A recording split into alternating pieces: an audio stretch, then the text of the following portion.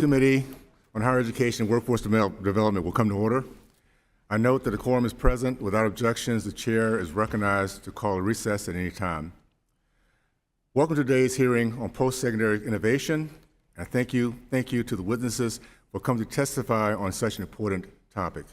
I think we all agree that America's colleges and universities play an integral role in shaping the direction of our country.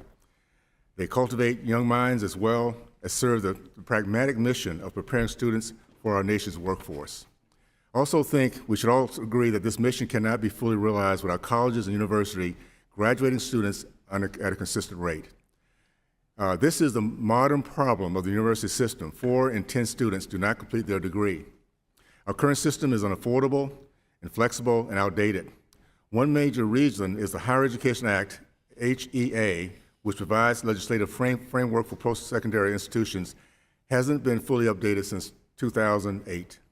This traditional framework is at odds with the modern university experience and students.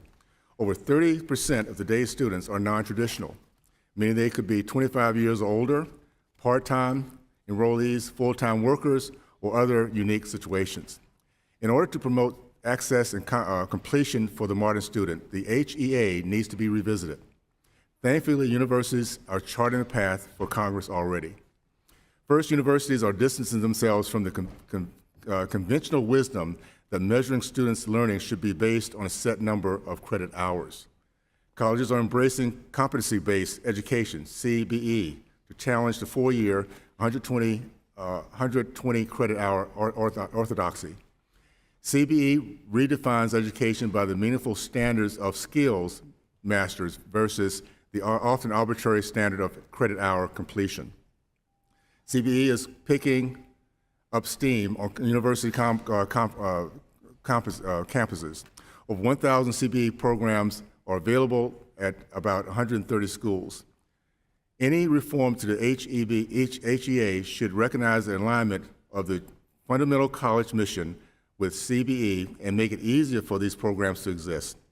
Some pilot universities are even reevaluating the notion that traditional undergraduate degrees should require 4 years of schooling. 3-year degree programs are underway at institutions around the country.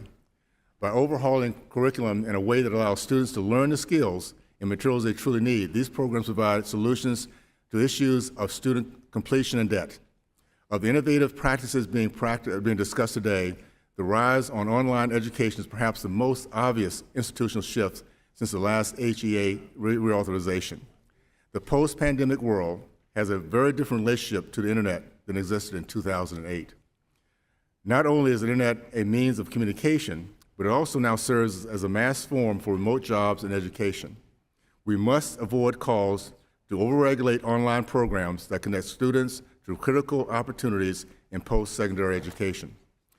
Lastly, universities are innovating through public-private partnerships.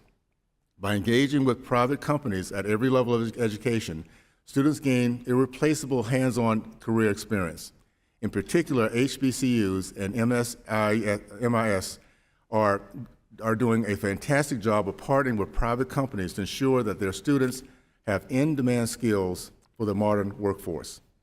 In each of these areas, the institutional shifts have been slowed or constrained by the HEA.